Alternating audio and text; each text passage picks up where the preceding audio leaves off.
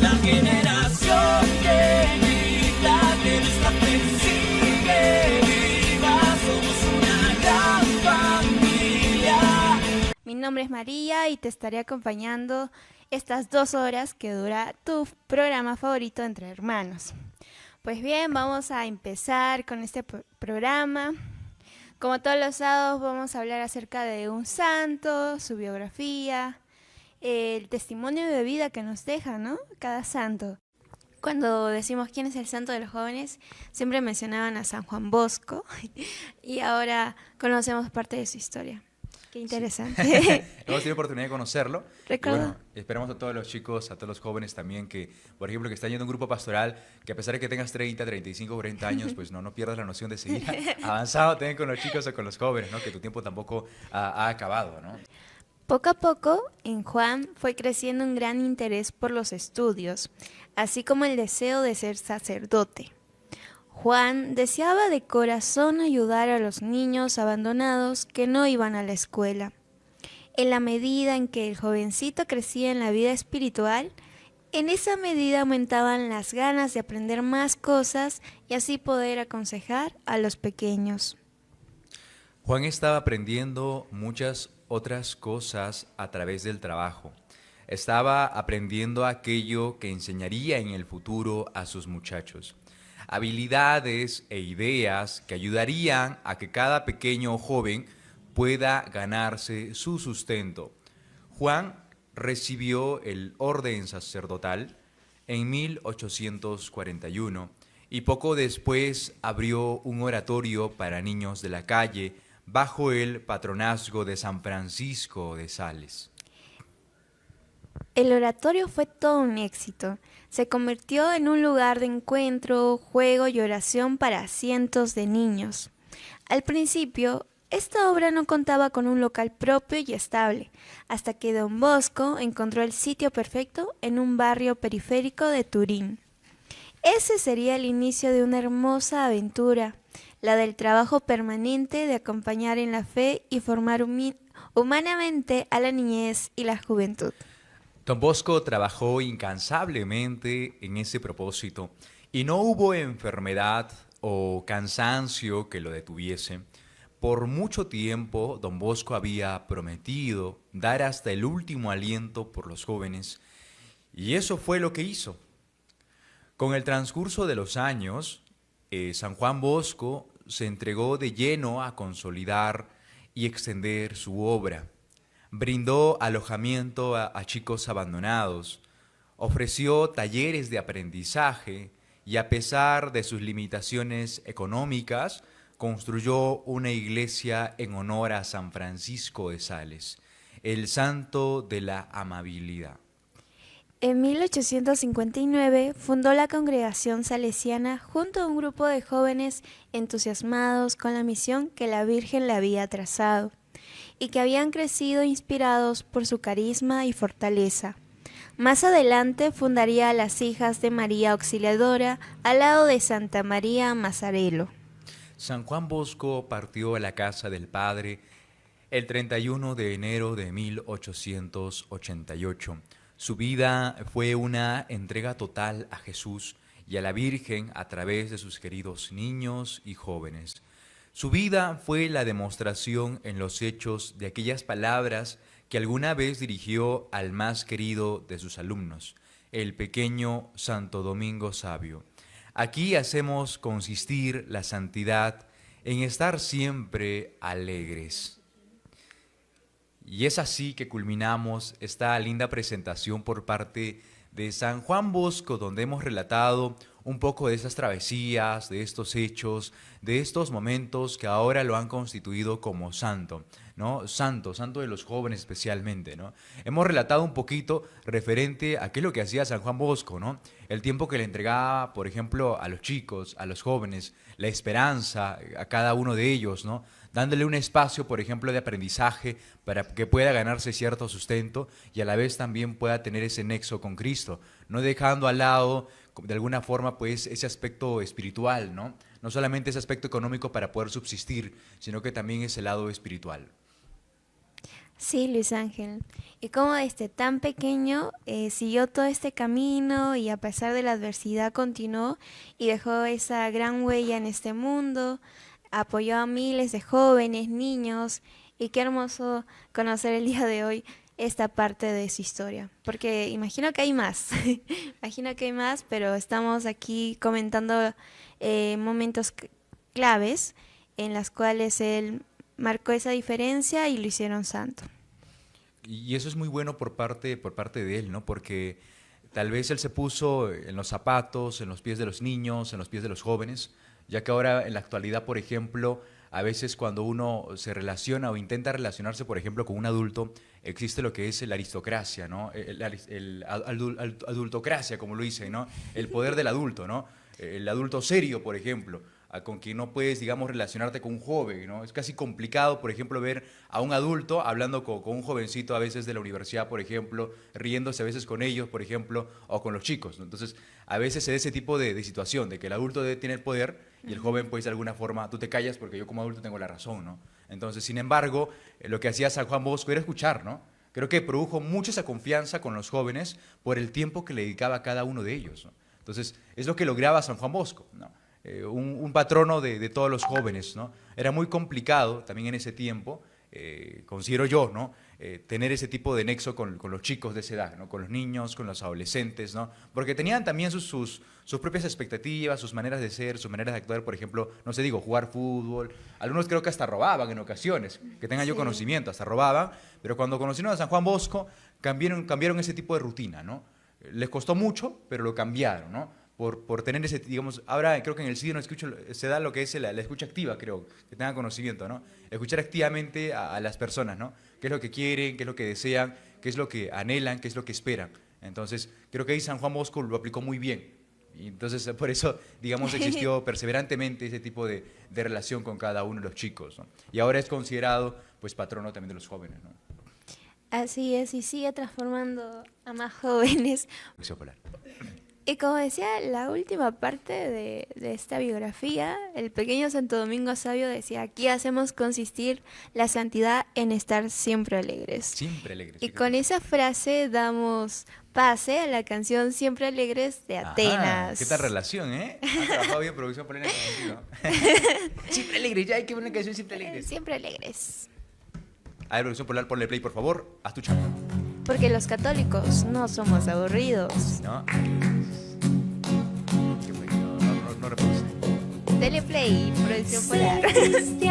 Problemas técnicos. Es estar así, con una sonrisa en el alma, porque sabe bien que alguien lo salvó y entregó su vida por amor.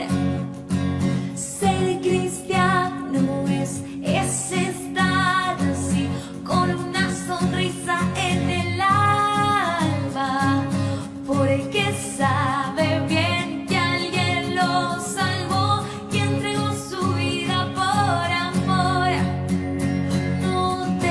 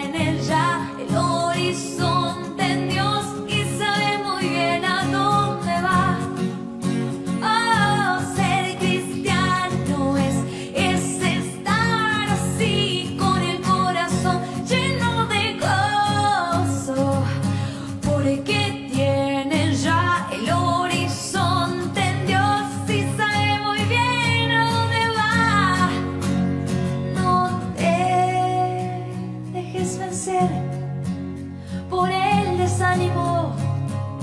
Hermano, pues hay esperanza en Jesús, victoria en la cruz.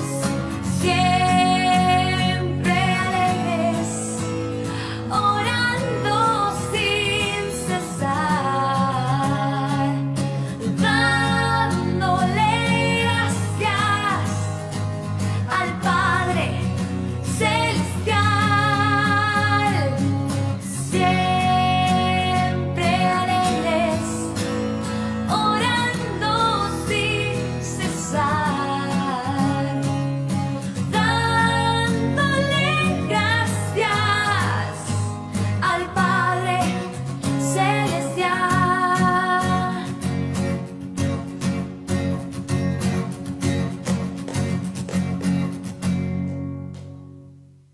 Yo siempre te veo alegre. No, es que siempre hay que estar muy contentos, muy felices a pesar de las situaciones problemáticas que puedan siempre presentarse, ¿no? Creo que como católicos que somos, de alguna forma siempre nos han enseñado que debemos tener este tipo de respuesta a los sucesos que puedan presentarse, ¿no? Entonces yo creo que tú también, yo y varios de nuestros hermanos también lo hacen, ¿no? Siempre alegres. Siempre alegres, no renegando.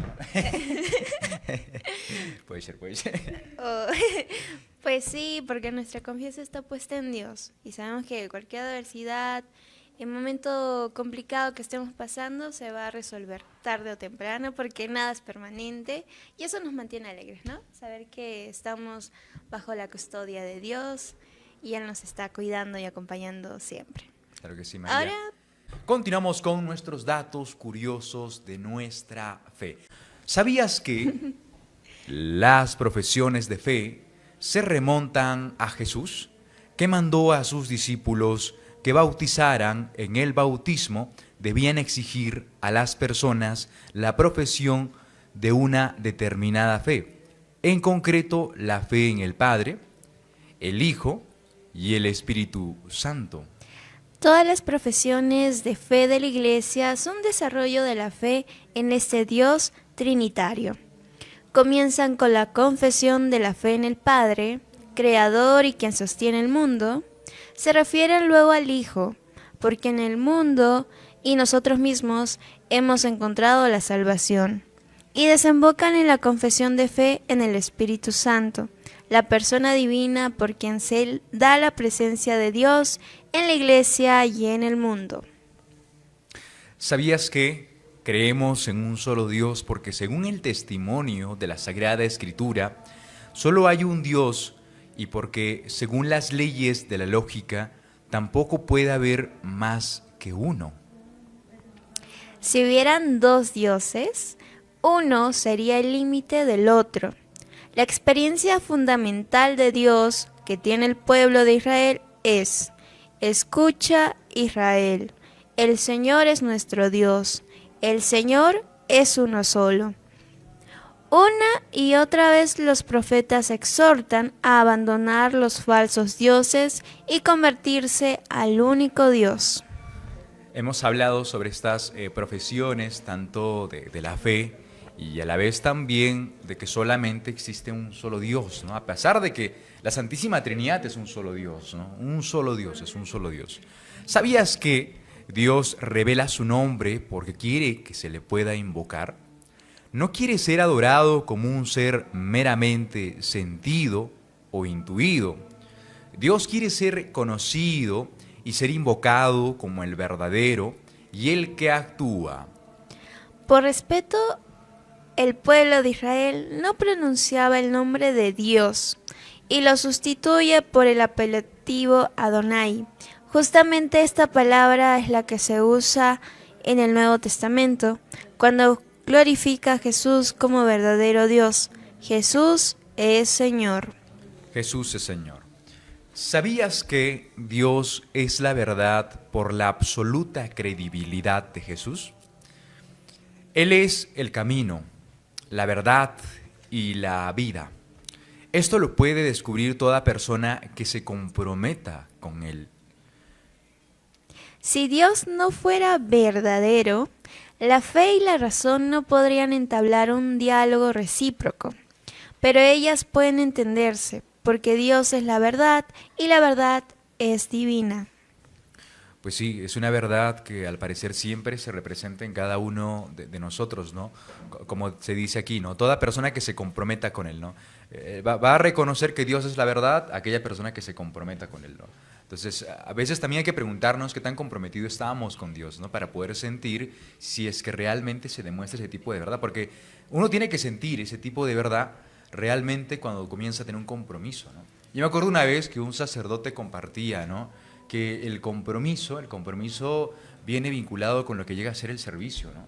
Entonces, ¿cómo tú te vas a comprometer a creer en Dios y decir, sabes qué, no voy a creer, no voy a creer, digamos, en otra cosa más o en otro Dios que no sea el único, ¿no? Cuando, por ejemplo, tal vez no estoy cumpliendo o no estoy realizando una labor pastoral, por ejemplo, ¿no? O tal vez no estoy participando en misa o no estoy tal vez comulgando, ¿no?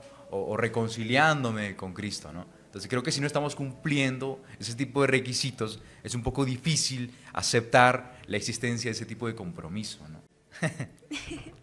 Sí, Luis, el compromiso es creer todos los días, ¿no? Ser constante con eso, porque un día puedes lograr tener esa conexión con Dios y el día siguiente te puede costar aún más, pero ser perseverante en ello todos los días. Y como dice Luis, ¿no? Ser congruentes. Yo creo, pero también lo demuestro con mis acciones, no solo con mis palabras.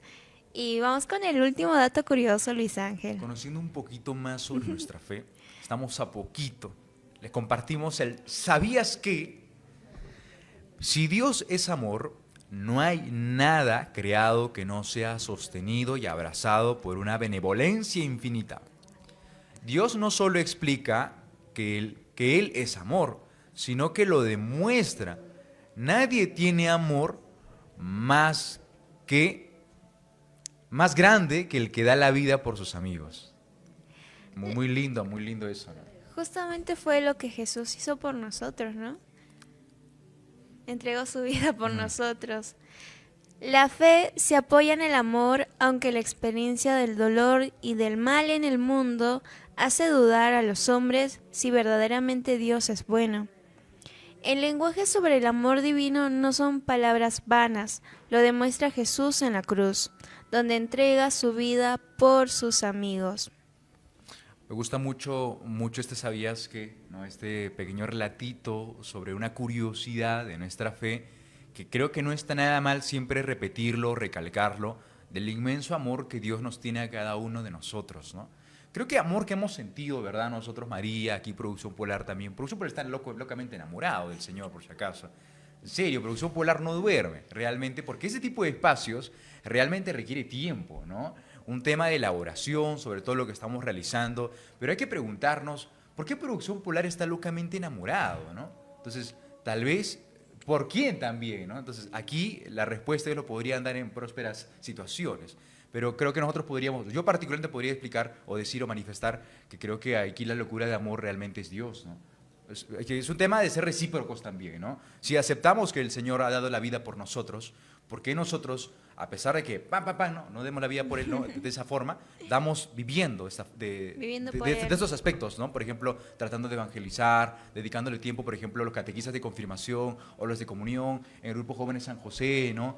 Preparando lo que es este pequeño espacio radial para todos los chicos, para todos los jóvenes. Entonces, es la muestra de amor que también nosotros estamos tratando de representar y dar a conocer a cada uno de ustedes. Así que, muy lindo, y no se olviden que el verdadero amor lo tiene Dios, ¿no? Y a veces no solamente el enamorado o la enamorada que tiene por allá. Sí, justamente nos dice aquí, ¿no? O sea, a veces el mundo nos hace dudar. Dice, si Dios existe y nos ama, ¿por qué hay cosas malas, no? Y justamente aquí recordar que Dios también nos hizo libres, nos dio el libre albedrío, donde nosotros tenemos tenemos la libertad de poder decidir seguirlo o no seguirlo. Y justamente el seguirlo nos permite ser personas buenas y demostrar eso. En cambio, no seguirlo, pues obviamente saca el lado humano y por eso hay personas que quizás no obran bien y hay esta maldad, ¿no? Pero para eso estamos aquí, para compartir nuestra fe y que nadie se quede solo. se quede solo. Como decía Rip Catoliquinos. Catolinicos, Ya me catolinicos. olvidaste el nombre ya. Siempre recordando a los catolinicos. Claro, claro. Aquellos años, ¿no? Buenos teams. Lo malo es que ahora todos han crecido, ya son adultos y tienen más de 35 meses, ¿no? Lamentablemente, pues ya no tienen buen desarrollo de personaje ahora, catoliquinos. No, una broma, no, una Catolinicos, Catolinicos, como tiene que catolinicos. ser. Bueno, terminamos nuestra secuencia del ¿Sabías qué? Espero le haya sido de mucha utilidad un poquito conociendo nuestra fe, ¿no? Todos los sábados. Y esperamos de alguna forma, pues, ayudarte a poder tener ese tipo de concentración respecto a nuestra fe. Los dejamos con una canción, Luis Ángel. Cree de Estación De Cero. Estación Cero. Es tiempo de creer, es tiempo de mirar al cielo. Levántate sin miedo. Es tiempo de vencer, de derrotar gigantes con tu fuego. Eres un guerrero. Todo es posible, sí, todo es posible. Todo es posible, el amor te hace libre. Mueve la montaña, vuela como águila, con fe, sí, ten fe. Mueve la montaña, vuela como águila, con fe, sí, ten fe. Su amor me liberó, Él me sanó y me rescató. Creo, creo, creo, creo. Su amor me liberó, Él me sanó y me rescató. Creo, creo, creo, creo. Todo es posible, sí, todo es posible. Todo es posible, el amor te hace libre. Mueve la montaña, vuela como águila, con fe, sí, ten fe. Mueve la montaña, vuela como águila, con fe, sí, ten fe. Mueve la montaña, vuela como águila, con fe, sí, ten fe. Mueve la montaña, vuela como águila, con fe, sí, ten fe.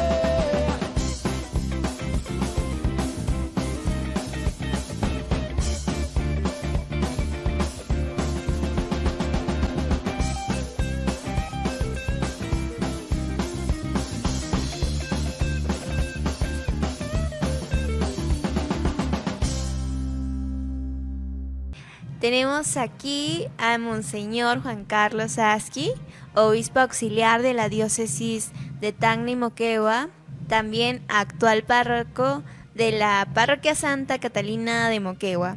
El día de hoy conoceremos un poco más de él, sobre su camino de fe y trayectoria pastoral. Bienvenido, Monseñor, ¿cómo se encuentra? Buenos días, María, Luis, a todos los que están logrando vernos en este programa Entre Hermanos. Pues muy contento de estar con ustedes y alegre porque estos proyectos son muy significativos para mí, porque quiere decir que vamos avanzando, vamos creciendo, no nos quedamos simplemente en lo mínimo, sino que vemos que hay que asumir los desafíos que hoy la vida nos pone, ¿no? Y los felicito que estén entrando en los medios de comunicación. Muchas gracias, Padre, por su linda presentación. Y bueno, vamos a continuar con este segmento de preguntas que tenemos preparado en esta oportunidad para el obispo auxiliar aquí de la ciudad de Moquegua. Quisiéramos comenzar por conocer dónde nació usted y cómo se inició en la fe católica. Bueno, yo nací en la ciudad de Tacna, Tacneño. tacneño, sí. Nací en Tacna el 7 de diciembre de 1972, ¿no? Ya tengo 51 años, ¿no? Y bueno, el camino de fe uno se lo debe, en el caso mío, a mi mamá, porque desde que tengo nociones de que alguien me acerque a Dios o me hable de Dios, es mi mamá. ¿no? Entonces tengo muchos recuerdos de cómo ella en momentos complicados que tenían de familia, pues nos hacía rezar, ¿no? Y por eso creo que, te recuerdo que nos llevaba a misa también, ¿no? Entonces se lo debo a mi madre, ¿no? Así es. Por ahí estuve buscando información de usted en internet El Starker. y pude ver que recibió su bautizo a los 2 años. ¿O está mal la información? Hay que reiterarla. No, sí, está bien. Yo me bauticé en Toquepala. Ah, verdad. En Toquepala, en la parroquia Santa Fortunata. Mi padre trabajó ahí en la empresa, porque estoy jubilado, y yo vivía ahí la primaria y la secundaria. Entonces, como ya vivíamos ahí, pues nuestros papás nos bautizaron, hicieron la primera comunión ahí. Entonces, tienes razón.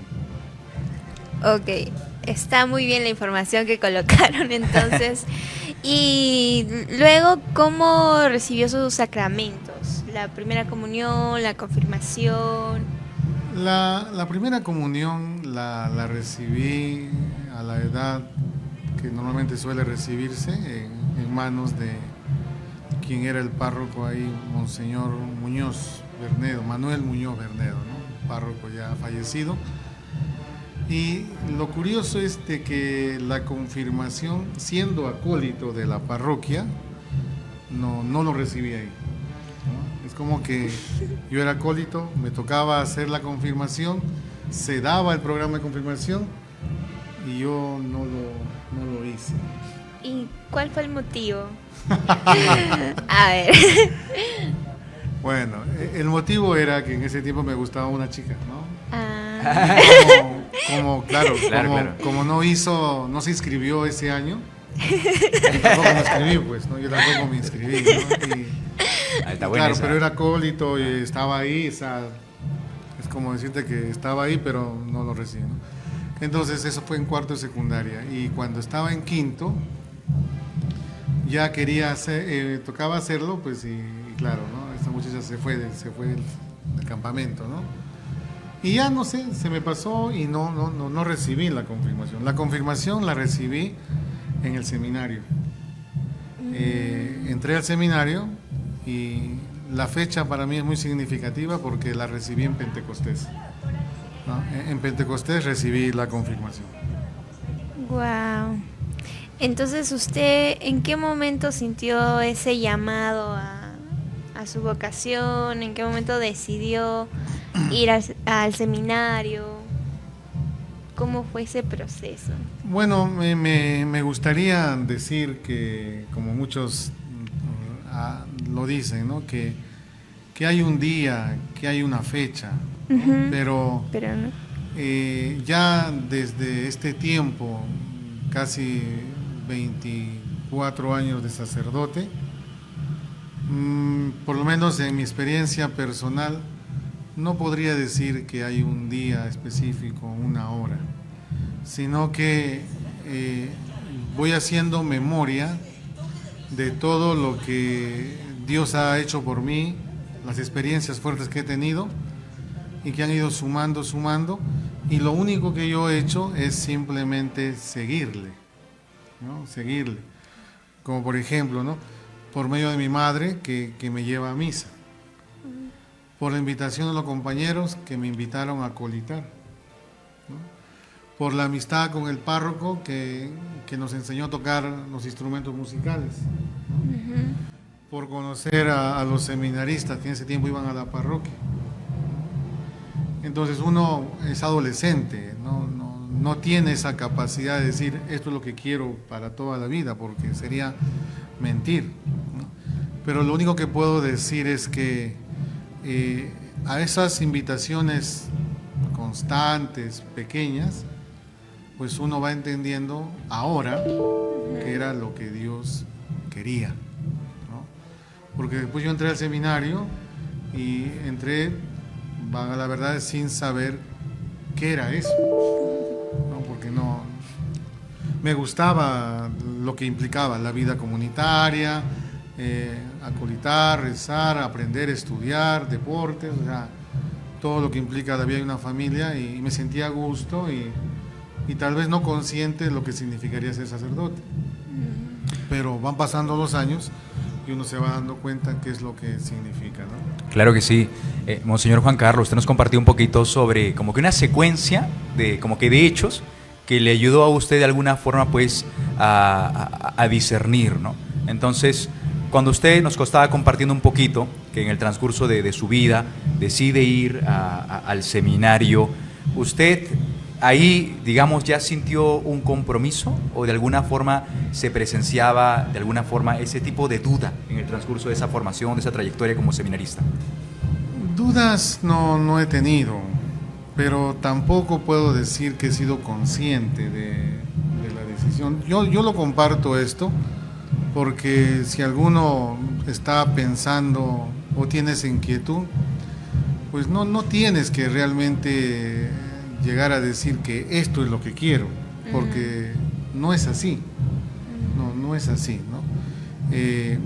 Yo cuando entro al seminario, en ese momento era lo que yo quería, ¿no? Era lo que yo quería en ese momento, ¿no? Y ya me enamoraron cómo eran los seminaristas y me invitaron y yo iba a los retiros vocacionales, entonces ya me movía en ese ambiente, porque acolitaba, tocaba en la misa, acompañaba al padre en las misas, viajaba a Tacna a los retiros vocacionales, compartía con futuras religiosas, futuros sacerdotes que estábamos ahí, y en ese momento pues eso es lo que tú quieres, en ese momento eso es lo que yo quería. Tal vez otras cosas pasaban por mi mente, pero en ese momento era lo que quería, ¿no? Y cuando alguien quiere algo, pues se obsesiona con eso, ¿no? Y cuando le cuento a mis padres, mi papá no quiso, no quiso, pero creo que cuando uno se obsesiona, sigue en esa idea, ¿no? Y hasta le dice, ya, yo me voy a ir, ¿no? Me voy porque ya va a empezar, ¿no? Y lo único que los padres le quedan, en este caso el mío, dijo, bueno, si eso es lo que tú quieres, pues ve, ¿no? Ve y bueno, yo siempre recuerdo eso porque fue como si fuera que nunca más iba a volver, ¿no? Porque vivíamos en Toquepala y yo tenía que viajar solo a Arequipa porque ellos no podían dejarme, y claro, era como una despedida que ya nunca más nos vamos a ver, cosa que no ha sido cierto, ¿no? Siempre los he visto, ¿no? Pero podemos decir que en ese momento era lo que yo quería, ¿no? Y tal vez ahora, haciendo una lectura desde ahora, era la invitación de Dios, ¿no? Y que tal vez yo sentía pues que eso era lo que el Señor quería, ¿no? Usted nos comparte un poquito sobre ese tipo de trayectoria, de experiencia en el seminario. En todo ese tiempo de formación, de preparación, ¿usted ha sentido como que pruebas tal vez complicadas, tanto tal vez como que ciertos obstáculos que no le permitían o no le hayan permitido, digamos, cumplir su expectativa de ser diácono o de ser, digamos, un egresado en el seminario? La primera prueba que tuve fue cuando me enfermé. Viajamos a Colombia porque nos cambiaron para allá para estudiar la filosofía y yo me enfermé de tuberculosis. Wow. Pero en Colombia esta no era una enfermedad común, entonces no sabían lo que tenía. Hasta que ya me detectaron porque comencé a toser, a bajar de peso y vomitar y toda la cosa. Entonces, como no era una enfermedad muy común, pues al final dijeron, es tuberculosis y tiene que salir del seminario porque tiene que curarse. Entonces, regreso al Perú, ¿no? Estar con mi familia, hacer el tratamiento. En esos tiempos era un poco más largo, con muchos medicamentos. Y simplemente yo me olvidé del seminario. Todo, ¿no? Hasta yo recuerdo que me puse a buscar folletos de la universidad, ¿no? Sí, siempre recuerdo eso, ¿no? No me cuestioné en ese momento, ¿no? Pero fui muy dócil porque luego vino el obispo, Monseñor Hugo, y me dice, ya tienes que volver, ¿no? Y ya, y yo volví. ¿Y volvió? Y volví, ¿no? Y volví, me despedí y continué mis estudios y terminé la filosofía. Me fui a Colombia y después ya regresamos para la teología aquí en Lima. Ese puede ser uno de los momentos que uno dice como que no es, pero mira cómo Dios se va manifestando, ¿no? Por eso las enfermedades, las dificultades, tal vez son pruebas, ¿no? Para mí en ese momento podría haber sido una excusa, tal vez para decir ya no quiero seguir, pero esa fue como algo que suele ocurrir a muchas personas, que se enferman, problemas familiares y que ya no regresan. Pero en este caso, pues yo regresé, ¿no? Después, problemas, dificultades, dudas siempre hay, ¿no? Y nunca van a acabar, ¿no? Nunca van a acabar, ¿no? Yo aprendí que conforme uno va creciendo, los problemas se van manifestando de distintas maneras, ¿no? No necesariamente son pruebas comunes de fe, ¿no? Son otras cosas que van apareciendo en el camino, de acuerdo también a las responsabilidades que uno va asumiendo, ¿no? Bueno, eso era Claro, así. y en ese, padre, y usted nos compartía sobre este tipo de experiencia muy espectacular, ¿ah? Personalmente. De ahí cuando ya usted culmina su trayectoria como seminarista, se convierte en diácono y de ahí en sacerdote, ¿a dónde lo mandan primero? Porque creo que el obispo como que da una orden y lo mandan por una parroquia o lo mandan, no sé, digamos, a tal espacio a desarrollarse. Su primera Claro. experiencia ya saliendo del seminario, por ejemplo, y tomando una responsabilidad. Bueno, yo estaba en el seminario en cuarto de teología en Lima y Monseñor Hugo ya me ordena diácono un 15 de agosto de 1999, ¿no? Entonces, yo he estado medio año como diácono estudiando todavía, ¿no? Pero no ejerciendo, ¿no? He estado estudiando. Después me mandaron como diácono al seminario. Teníamos lo que se conoce como el propedéutico. Ahí estaba con un sacerdote acompañándolo. Entonces mi primer destino fue el seminario como acompañante de los que entraban por primera vez al seminario, ¿no? Que en ese entonces era en la calle San Camilo, que está a un costado de la parroquia San Martín de Porres en Tacna, ¿no? Ahí estaba con un padre tacneño también, Víctor Plasencia, y los dos nos encargábamos del seminario, del propedéutico, no del seminario, sino del propedéutico, y también de una parroquia que se llamaba San Virgen de la Natividad. Monseñor, ¿en qué consiste ese acompañamiento que usted nos manifiesta? O sea, ¿de qué manera se desarrollaba? El propedéutico es como un resumen de lo que podría ser tu vida en el seminario. Por ejemplo, intelectualmente hay una nivelación. Por otro lado, también hay una nivelación espiritual, porque no todos saben rezar, ¿no? Uno puede querer que le gusta mucho lo que el Padre hace, pero detrás de lo que el Padre hace hay oración, hay sacramentos, hay vida espiritual, y estas cosas pues a veces uno la desconoce.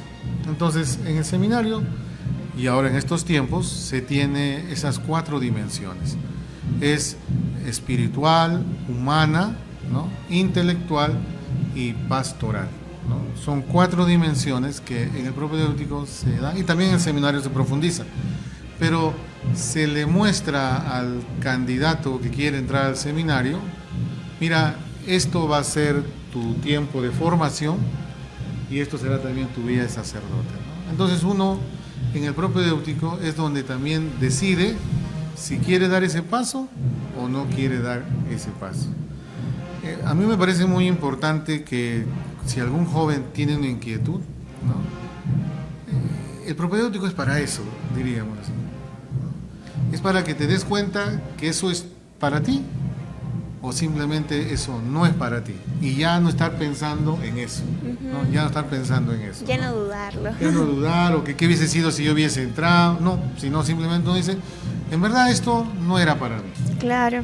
y hace su vida tranquila y descubre otro servicio que el Señor quiere, ¿no? Entonces, eso es lo que significa el propedéutico, digamos, lo que hacíamos, ¿no? Entonces, entraban muchos jóvenes, y yo recuerdo que cuando entré al seminario en Arequipa, al propedéutico, que en ese tiempo eran 3 meses, le llamaban curso de inducción, al día siguiente ya estaba yendo uno, ¿no? Y uno entendía, ¿no? A la semana se iba otro, ¿no? Después del propedéutico ya habré... No, Antes. entraba al día durante. siguiente, Ah, pues. ya. Ah, ya. No, porque le daría mamitis, cosas así, ¿no? Y entonces dice, no, esto no es para mí, se fue. Bueno, ya pues, ¿no? Y algunos, pues ya conversando, porque en el propedéutico también se conversa mucho, y dicen, bueno, ¿no? Se te ayuda a que también uno descubra, ¿no? Si esto realmente es lo que Dios quiere, ¿no? O no, ¿no? Entonces ya uno, cuando termina el propedéutico, recibe su carta de invitación, ¿no? Para decir, ahora sí puedes entrar al seminario, ¿no?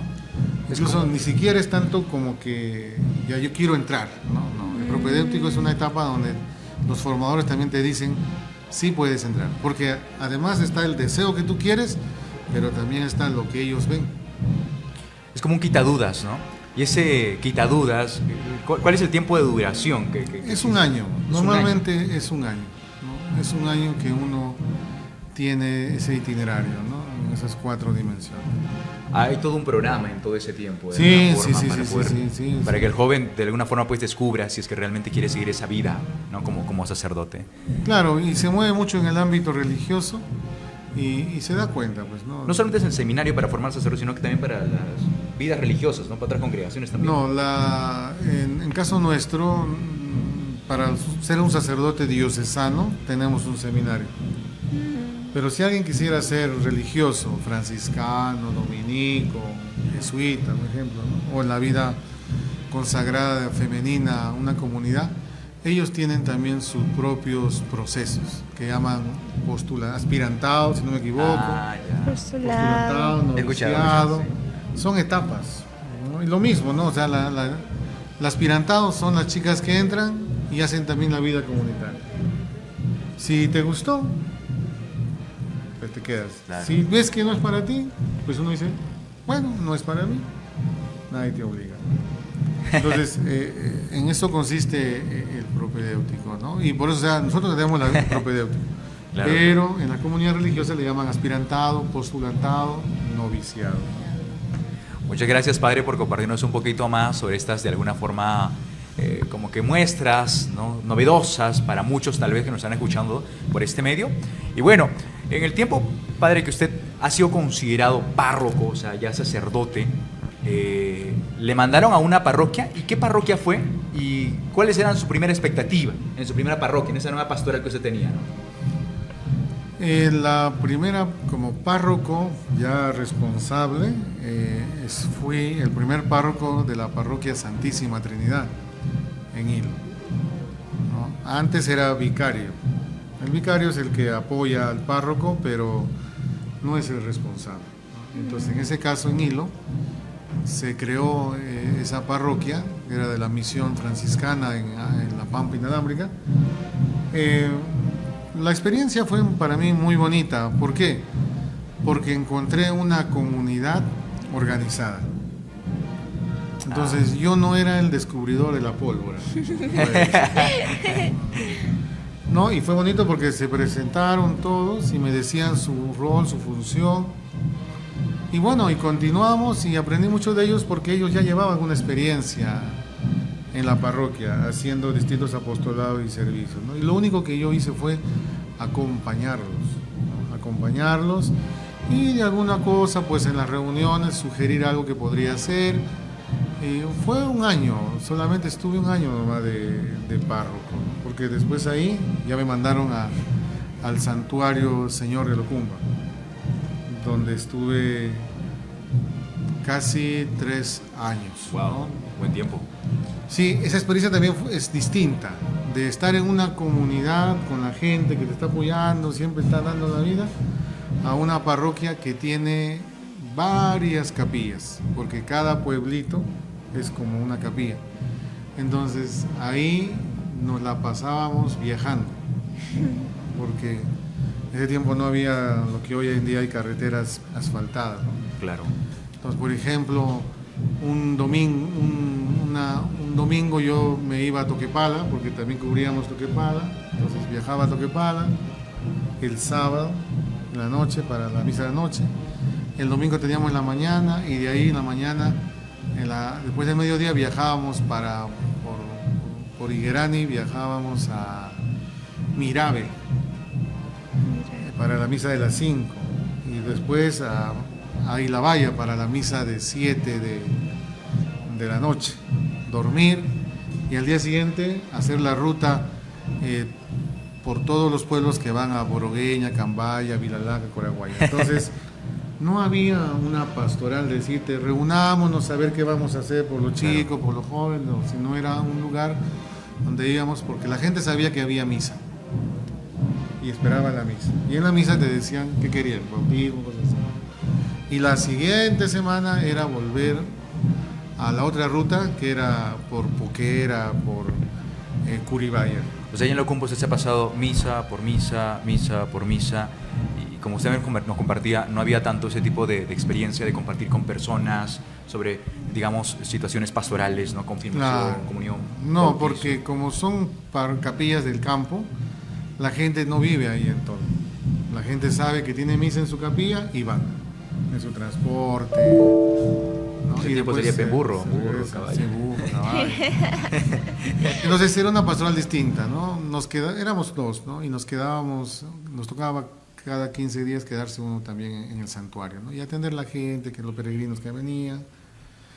Y en ese tiempo pues era así, ¿no? Una pastoral distinta. Y ahí nos damos cuenta, digamos, como que la diferencia de realidades, ¿no? Donde una a veces tiene que tratar de acoplarse a ese tipo de situación, de hecho, por la realidad misma, ¿no? Por el hecho que se presenta también, ¿no? Entonces, usted creo que nos podría dar también, usted ya tiene ese tipo de información, ¿no? Que en cada parroquia también la relación y la realidad es distinta, ¿no? De acuerdo también a las personalidades de cada una de las personas, ¿no? En la cual viven en esos lugares. Monseñor, ¿usted esperaba ser obispo auxiliar o pensaba fallecer y terminar siendo sacerdote? ¿Le costó tomar esta responsabilidad? ¿Le sorprendió mucho a usted? Claro que me sorprendió. No, No se lo esperaba, no se lo esperaba. no, es que, bueno, por lo menos personalmente, y creo que es algo que también tiene que ser, en nuestro caso uno no aspira a decir que voy a llegar a Ser lo papa. máximo, a ser Claro.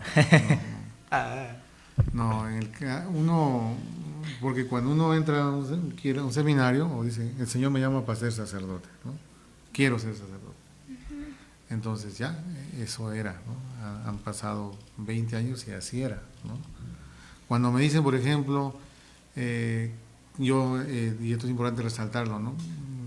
Porque creo que por ahí empieza también la cosa, ¿no? Yo salí de aquí de San Antonio y me fui a la parroquia Virgen de Copacabana, En Tacna. en Tacna, ¿no? Ya me estaba alistando, organizando todo, 2 meses, y Monseñor Marco me dice, te necesito para que vayas al seminario. Lo sorprende. ¿No? 2 meses, me quedé sorprendido, digo, pero... algo que yo aprendí siempre es a decir sí a Dios en las cosas que manifiestan, ¿no? Entonces yo le dije, muy bien, y ya dejé la parroquia 2 meses, ¿no? Y me fui al seminario, ¿no? Y no lo busqué, porque a veces nadie quiere ir al seminario, ¿no? Muchos sacerdotes no quieren ir al seminario, no sé por qué, yo estaba muy feliz ahí. Sí, yo estaba muy feliz, ya estaba haciendo planes, incluso como una cuestión así anecdótica, ¿no? Estaba en el seminario, pero también ya queríamos salir a una parroquia. Entonces le digo a Monseñor, tengo esta propuesta, y me dice, espérame a fin de año y ahí te confirmo, ¿no? Ya tenía él en su cabeza algo, ¿no? Ese plan. Y simplemente cuando ya pues no me cambiaron de parroquia aquí a Santa Catalina, y ahí ya pues viene la invitación, ¿no? Porque es una invitación, ¿no? La invitación es, el Santo Padre pide, ¿no? Quiere que seas obispo, tal, auxiliar en este caso, ¿no? Y te dan un tiempo, ¿no? Dice, bueno, piénselo. O sea, lo hubiera podido también rechazar. Sí, claro, ¿no? Pero como te manifesté que la vocación son varios momentos, ¿no? Sí. Entonces es parte, ¿no? Uno no sabe lo que el Señor le tiene preparado para uno. Pero estas cosas, la lectura que hace es que viene de Dios. Como pueden ser las cosas dificultosas, como también estas cosas de servicio, y la cosa bonita es todo viene de Dios. Entonces, todo eso complementa mi vocación, ¿no? Entonces, yo siempre, y cuando me ordené de obispo, cité en mis palabras de que algo que me quedó grabado siempre, que nos enseñaba Monseñor Hugo Araicoa. Monseñor decía que él siempre dijo sí a lo de Dios, ¿no?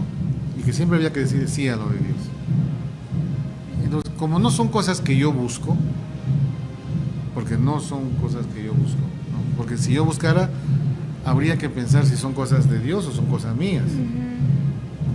Entonces yo nunca pensé ir al seminario como formador, pero si te dicen, te necesitamos ahí, pues, ya son cosas de Dios. Entonces yo dije, sí, ¿no? Y luego, la iglesia pide que el episcopado, y también dije que sí.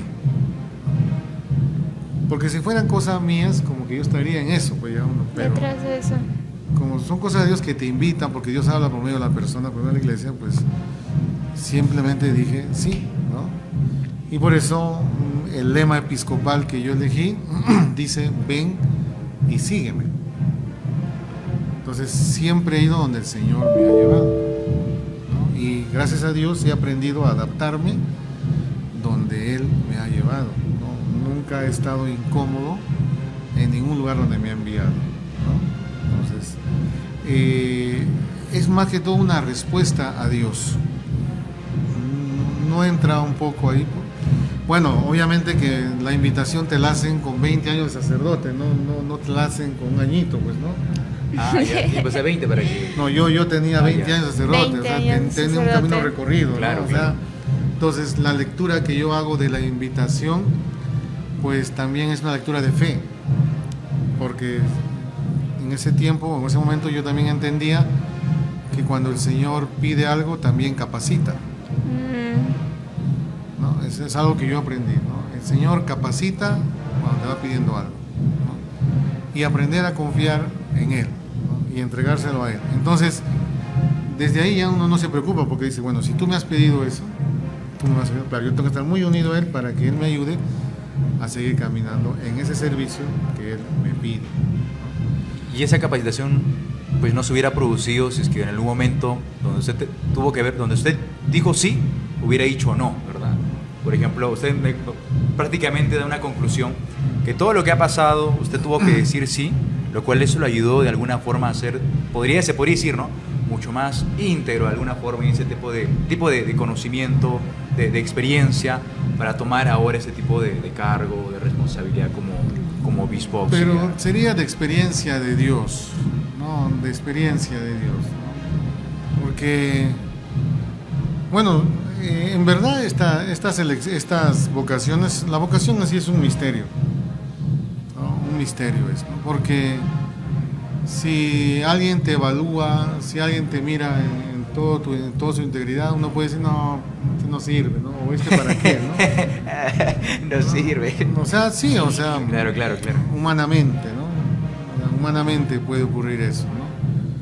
Pero es ahí donde entiendes que a pesar de que conoces tu fragilidad, tu humanidad, tus dudas, todo lo que somos como personas, que el Señor te llama es porque es algo mucho más grande de tu deseo. Entonces, lo único que te queda es ser dócil a Él, ¿no? Y eso es lo que trato en todo este tiempo, en rezar, orar y a pedirle que bueno, no tengo mayor responsabilidad ahorita, o sea, el obispo auxiliar es el que ayuda al obispo titular, ¿no? Yo no soy el obispo de Moquegua, por ejemplo, ¿no? Yo soy el obispo auxiliar de Tacna y Moquegua, ¿no? Entonces todo lo que me pueden decir a mí yo no puedo decidir, bueno, como párroco sí, pero la mayor responsabilidad la tiene Monseñor Marco. Entonces él pide a Roma, ¿no? Una ayuda, y esa ayuda se le fue dada, ¿no? Para mí estos tiempos son tiempos de aprendizaje también, ¿no?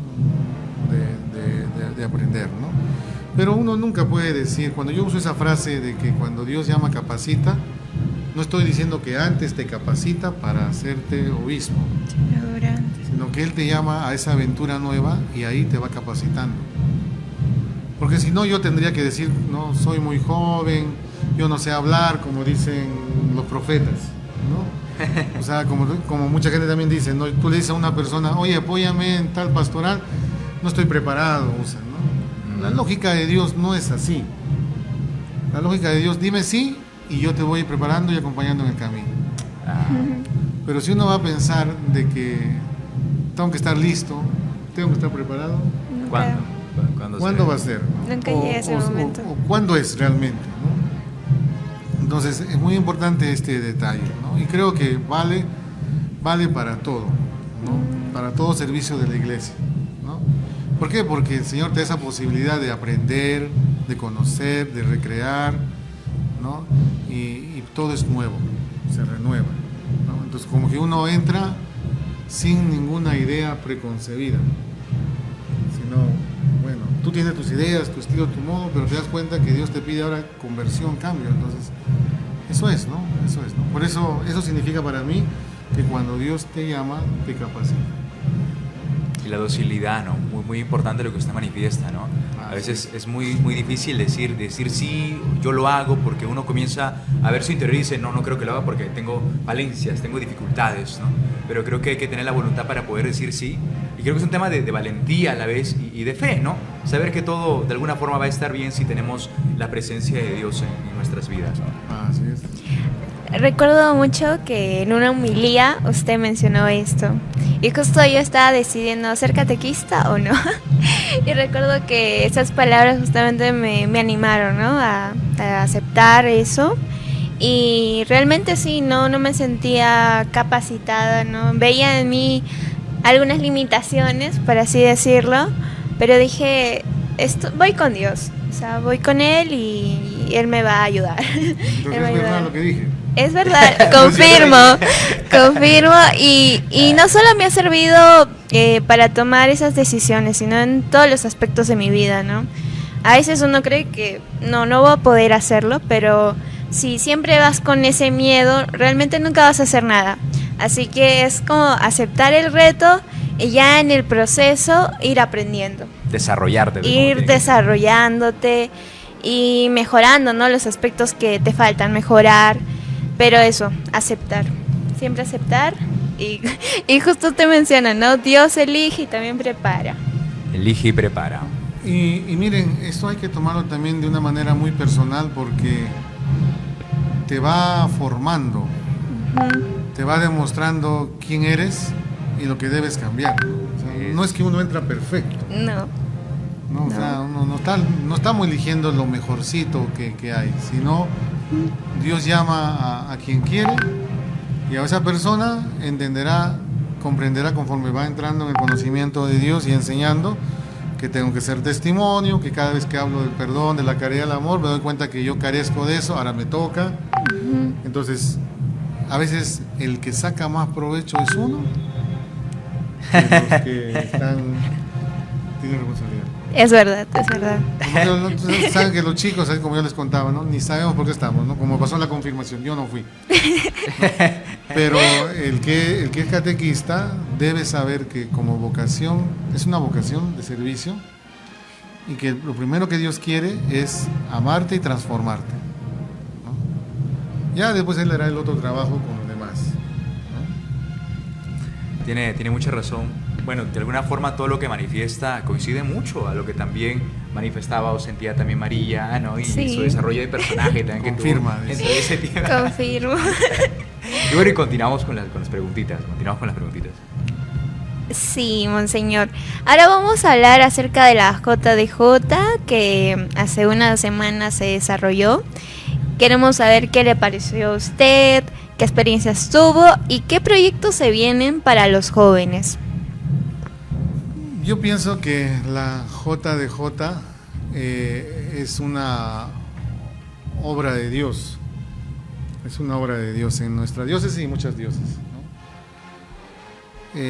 Tal vez por todo lo que hemos visto, por toda la logística que mueve, si alguien te hubiese dicho todo eso que hay que hacerlo, si dijeron, nadie lo haría.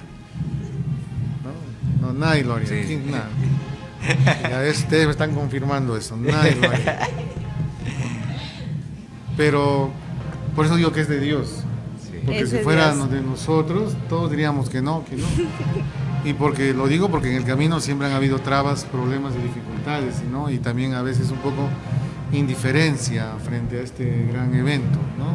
No podemos decir que no todos le han puesto las mismas ganas, pero Dios se vale de esto, ¿no? Y Él busca también las maneras de realizarlo, ¿no? Para mí la JDJ es un espacio que los jóvenes de hoy en día están pidiendo y que a veces para nosotros es difícil hacerlo, por todo lo que demanda, ¿no? Porque los jóvenes siempre les gusta la novedad, siempre les gusta estar en movimiento, ¿no? Les gusta ser muy libres, ¿no? Y aprender también, ¿no? Y compartir, ¿no? Y creo que la JDJ ha dado todo eso, por lo menos yo lo he percibido, ¿no? Pero como les decía, detrás hay toda una logística que se requiere para poder invitar, atraer y mantener ahí a los jóvenes, ¿no? Entonces creo que la JDJ es una gran enseñanza para cada uno de los párrocos, para todos ustedes, de que tenemos que siempre dar más para hoy en día animar a los jóvenes, ¿no? La invitación no es como la mía, ¿no? Un poquito no, ellos necesitan algo más, ¿no? Por ejemplo, yo en la parroquia de Santa Catalina he visto que a los jóvenes les gusta bailar. Sí. ¿No? Les gusta bailar, ¿no? Les encanta bailar, ¿no? Cantar también, ¿no? Entonces, si una parroquia no promueve eso que le gusta a los jóvenes y por medio de eso evangeliza, va a ser más complicado atraerlos, ¿no? Son tiempos distintos, pero la JDJ ha tenido todos esos aspectos que yo he visto, ¿no? Ha sido un lugar de encuentro, de compartir la fe. Ha sido algo que, como algunos conversaban, algo que no se imaginaron que iba a ocurrir. Sí. Y creo que para los adolescentes de la confirmación, creo que ellos han visto eso que tal vez no se imaginaban, ¿no? Y ya de por sí, ahora ponerles a cantar o hacer estos encuentros, yo creo que van a ir con mucha expectativa y con mucha docilidad, ¿no? Porque yo escuchaba, ¿no? Los papás decían, ¿no? ¿Qué va a hacer mi hijo 3 días ahí? ¿No? Que eran menores, ¿no? ¿Qué va a hacer mi hijo, ¿no? O sea, pero yo creo que, por lo menos por lo que he escuchado, han salido muy contentos, ¿no? Pero también cabe resaltar todo el esfuerzo que ha hecho el equipo, ¿no? Todo lo que ha hecho, ¿no? Todo lo que se ha presentado, ¿no? Hasta incluso conversaba con algunos, como el señor, el encargado de las juventudes, ¿no? Él decía, ¿y cómo han hecho para traer a Estación Cero? ¿Cómo han hecho para traer a la cantante, ¿cómo se llama? Kenia Moreno. Kenia Moreno, ¿no? Entonces, a Haris, ¿no? Pero creo que ese es el esfuerzo que tenemos que hacer todos, ¿no? Tanto ustedes, porque hemos compartido en las reuniones, como nosotros, han hecho actividades para que los chicos participen, se ha buscado donaciones, para que tenga otro nivel, ¿no? Porque siempre uno dice, ¿qué va a haber? Sí. Y la sorpresa es algo que siempre anima a uno, ¿no? Y creo que todos nos hemos sorprendido con la presentación de estos grupos, que es un esfuerzo, de hecho, de traerlos desde lejos, pero nos han ayudado mucho a aprender a rezar, cantando, alabando a Dios, ¿no? Bendiciendo, ¿no? Entonces, que alguien de fuera venga y te diga eso, creo que también a los jóvenes atrae, ¿no? Porque uno le puede decir, dice, ya, lo mismo de siempre, estoy cansado, que no está bien. Pero alguien de fuera, y creo que eso hemos visto, ¿no? Para mí ha sido algo muy, muy significativo. Ahora, ¿qué esperamos, no? La esperanza es grande. Dios quiera, y esperamos que sea así, de que el equipo que ha organizado, que ha estado detrás, pues también se puedan mover, ¿no? Porque son los jóvenes quienes tienen que ver qué queremos hacer ahora, ¿no? Entonces, nosotros podemos apoyar en lo que se pueda, pero son los jóvenes que tienen que ya, a la iniciativa de Monseñor Marco, decir, ¿no? Querer formación, capacitar para el acompañamiento, que el joven sienta que hay un espacio de cercanía, de acompañamiento, que se le escucha. Bueno, son los jóvenes también que tendrán que hacer un proyecto, ¿no? Para que tenga orden, para que tenga una secuencia, ¿no? Para que tenga un itinerario, ¿no? Pero si los mismos jóvenes no se organizan en ese aspecto, pues va a quedar en el aire, ¿no? Y eso sería penoso, ¿no? Y bueno, Monseñor, ya como nos han compartido también en la fecha de la clausura, la próxima JDJ 2027 será pues allá en Hilo. Entonces también esperamos con ansias de que los chicos, los jóvenes que están en Hilo, pues sean parte de esa comisión organizadora que, como usted manifestaba, ¿no? Que si es que nos hubieran dicho qué es lo que recurría a hacer para poder desarrollar esta JDJ, casi seguro que muchos de los jóvenes hubieran dicho que no. Yo también pensaba que era fácil ser de logística. Ese sí. Eso, allá desde la selva. No digo que hagan y ya. Como si nada. Pero creo que, como usted decía, ¿no? Nos prepara, nos forma. Y eso también y esa experiencia creo que también nos ayuda con posterioridad, ¿no? Ya se han vuelto especialistas en organizar JDJ. Más o menos. Quieras o no, sí. O sea, si alguna Experiencia. diócesis quería decir, oye, ¿cómo se hace eso? Van a tener que preguntarle al equipo de organizador, oye, ¿cómo se hace eso? Eso sí. ¿No? Y esa capacitación, disculpa, ha sido después del llamado. Es No verdad. ha sido antes. No hemos buscado a los mejores organizadores. Con lo que había, ¿no? Con lo que había. Con lo que tenía la Y el diosa. Señor los capacitó y ahora son expertos en Ahora, JDJs. al menos idea de lo que es una jornada tenemos. Eso sí, que es lo que Es se verdad. requiere también para que esto se desarrolle, ¿no? Entonces hay muchas cositas siempre que no lo estábamos tomando en cuenta, creo que a inicios, pero en el transcurso, ya también casi iniciando la jornada, hemos tenido que tomar en cuenta esas lagunas, esos vacíos, ¿no? Que se tenían. Pero bueno, y ahí la experiencia la tenemos cada uno de nosotros. Y bueno, fue encantador también ver a Monseñor Marco con su mochilita de peregrino y su gorrito, ¿no? En toda la jornada. Parecía un joven más, ¿no? bien entretenido, bien gracioso. Bueno, Monseñor Juan Carlos, de habernos compartido un poquito de su experiencia en la jornada de usted en la juventud. Ahora, siendo usted ya Monseñor, obispo, auxiliar aquí en la ciudad de Moquegua, también siendo párroco, ¿no? Prácticamente allá en Santa Catalina. ¿Cómo van con los jóvenes, con la pastoral juvenil, por ejemplo, allá en Santa Catalina? ¿Hay ese tipo de relación, hay ese tipo de nexo con los jóvenes, buen desarrollo? ¿Qué expectativas también se tiene usted ahora con ese tipo, tal vez, de renovación a poder conseguir después de esta JDJ con la pastoral juvenil en la Santa Catalina, ¿no? Son desafíos. En verdad, trabajar con jóvenes es un desafío porque la experiencia que tengo, ¿no? Las comparaciones no son buenas, ¿no? Pero de San Antonio y de Santa Catalina es distinta. ¿En qué sentido? Al ser una parroquia central, vienen de todos los lugares los jóvenes, porque es costumbre, el centro, atrae de alguna otra manera. Bonito temporero. Pero no se puede formar siempre comunidad por las distancias, porque no son del lugar, ¿no? En cambio, en San Antonio, cualquier otra parroquia donde viven, pues son chicos de la parroquia, porque ahí van, ahí paran, ahí están, Viven cerca.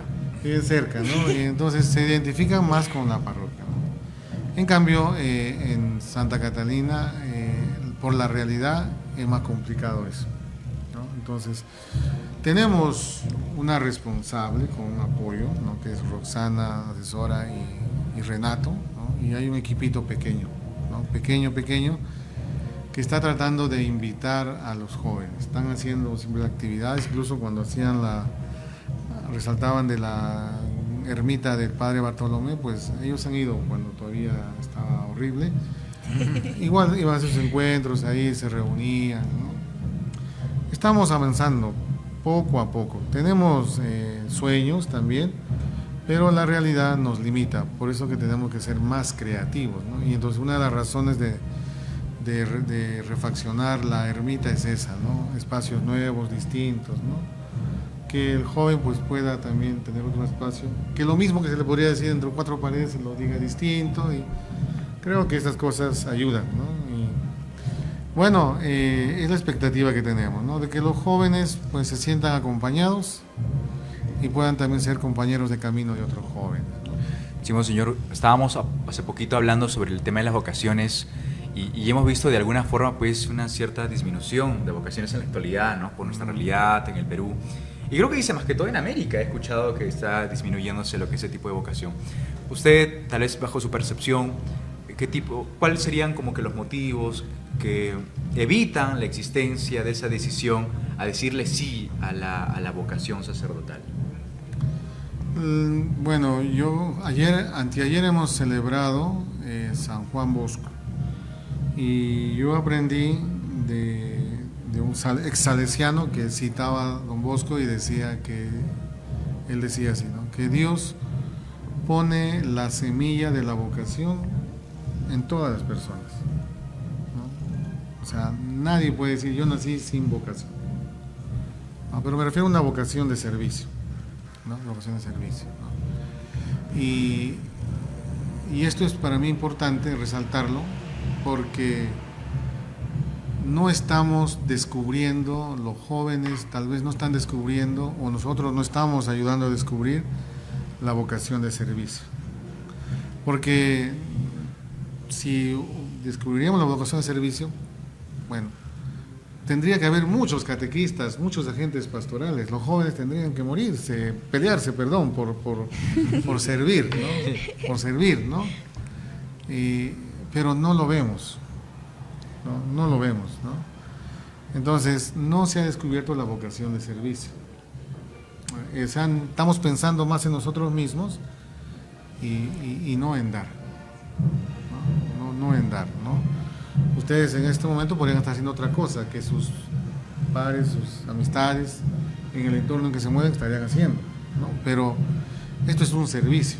Entonces, descubrir en primer lugar la vocación de servicio, ¿no? Y la vocación de servicio es qué es lo que Dios me pide.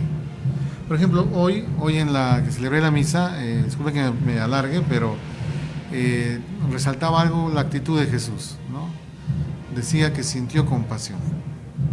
Entonces, si el joven no ejercita la compasión en su vida, va a ser muy difícil que descubra la vocación de servicio. Porque el Evangelio de hoy decía que estaban cansados y se fueron con el Señor a un lugar a descansar. Pero la gente era tanto que los buscaba que sintió compasión y se puso a enseñarles, ¿no? ¿Que es importante descansar? Sí, pero la compasión te hace seguir dando ese servicio a los demás, ¿no? Entonces uno puede tener muchos proyectos, muchos planes, pero yo creo que la compasión te hace posponer o purificar tus proyectos para los que realmente ayudan a las personas, ¿no? Entonces, este mundo en el que vivimos no ayuda mucho, ¿no? Todo el paganismo, la mundanidad, lo que ustedes viven el día a día en sus trabajos, la manera de pensar de sus compañeros, de sus amigos, no ayuda mucho a la vocación de servicio, ¿no? Porque siempre están las comparaciones, ¿no? Mira, yo estoy haciendo esto, ya tengo esto, ¿no? Y tú, ¿no? Y entonces, si te dejas llevar por eso, vas a terminar pensando en ti mismo, ¿no? Hasta te vas a decir, ¿de qué sirve darse a los demás y yo? No, pero es clave eso, ¿no? Me alegra que haya algunos jóvenes que tengan esa vocación de servicio, que son defensa civil. Por ejemplo, me gustó mucho ver cuando hicieron aquí un poco la capacitación de defensa civil, ¿no? Había muchos chiquillos ahí. Eso es vocación de servicio, ¿no? No eran de parroquia, nada, pero hay una vocación de servicio, ser bomberos, defensa civil, Cruz Roja, voluntariados que existen, ¿no?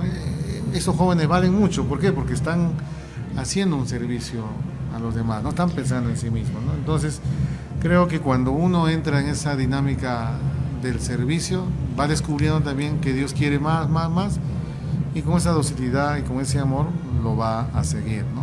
Entonces, eso es lo que falta. En los hogares, si el papá, la mamá le dice al hijo, a la hija, que quiero que seas eso, que quiero que estudies, que cuando ya yo sea viejo quiero que tú te encargues de mí, que yo sueño contigo en esto, lo otro, y todo gira en torno a un bien material, ¿no? Pues ese joven nunca va a descubrir la vocación de servicio, ¿no? Aquí mismo lo hemos vivido en carne propia, ¿no? Todos de tu temporada, ¿no? Algunos que querían ser catequistas y luego el papá, la mamá le dice que no, ¿a qué vas? ¿No? Si ya terminó. Entonces, cortan esa vocación de servicio, ¿no? Entonces el joven comienza a pensar en sí mismo y está lo más triste, ¿no? Que en sí mismo, que hasta que se olvida de la familia también, ¿no? Se olvida de la familia. Por eso creo que hay cosas que son importantes resaltarlas, ¿no? Porque Dios sigue llamando, pero tal vez nosotros nos estamos cerrando más a Él, ¿no? Pensando en nosotros mismos nada más, ¿no? Y bueno, sí son tiempos difíciles, ¿no? Si uno dice, pero yo siempre recuerdo que, y con esto ilumino la idea, ¿no? Estaba en el seminario como formador y vinieron 2 españoles a ver el seminario y yo le dije, con un poco de pena, solamente tengo 12, 10, le dije, ¿no? Me dice, ¿y te parece poco?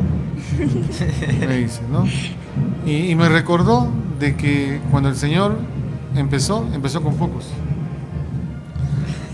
Entonces, si esta es una obra de Dios, si hay pocas vocaciones, es porque el Señor quiere empezar nuevamente a seguir llamando, ¿no? Entonces, sí, nos preocupa, afecta a la gente porque no tienen una buena atención como quisieran, pero también es una manera de ver que el Señor quiere empezar de nuevo con nosotros, ¿no? Entonces, hay que orar mucho también para que el Señor siga llamando, ¿no? Y creo que nuestras pastorales siempre tienen que tener ese tinte vocacional. Ninguna pastoral debe obviar lo vocacional, ¿no? Es un principio que debemos siempre tener en cuenta, ¿no? Bueno, María, Muchísimas gracias por todo lo que nos ha mencionado el día de hoy. Ha podido ver nuestras caras iluminadas con todo lo que ha mencionado y sé que también los que nos están escuchando y viendo han podido sentir todo eso. Le damos muchísimas gracias por aceptar nuestra invitación y por haberse dado el tiempo de estar aquí. Gracias María, gracias Luis. Un saludo también. ¿Todavía está prendido? Sí. Sí. Bueno, un saludo a todos los que nos están viendo, ¿no? O escuchando también, ¿no? Compartamos estos programas de estos jóvenes, ¿no? En el mundo de la internet es cierto que hay programas grandes, mejor elaborados en otros lugares, ¿no? Pero creo que tenemos que aprender a valorar un poco lo que nuestros chicos de Moquegua, de las parroquias, están produciendo, ¿no? Y hay que compartirlo, ¿no? Así como comparten cadenas, compartan estos esfuerzos, este trabajo de evangelización que hacen los jóvenes, ¿no? muchas gracias por aceptar la invitación, Monseñor Juan Carlos. Y bueno, estas han sido como que las respuestas a las preguntas manifestadas en el transcurso de esta breve entrevista conociendo a Monseñor Juan Carlos. Muchas gracias por aceptar la invitación y tenemos una siguiente Nos despedimos con una canción En Santidad de Celines. Chao, chao, cuídense. Hasta el siguiente luego. programa. Nos vemos. Hasta luego.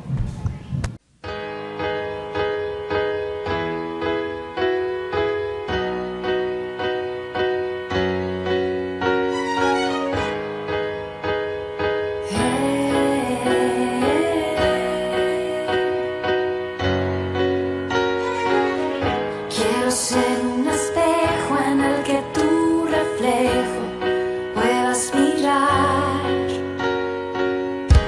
una antorcha encendida que a su paso ilumina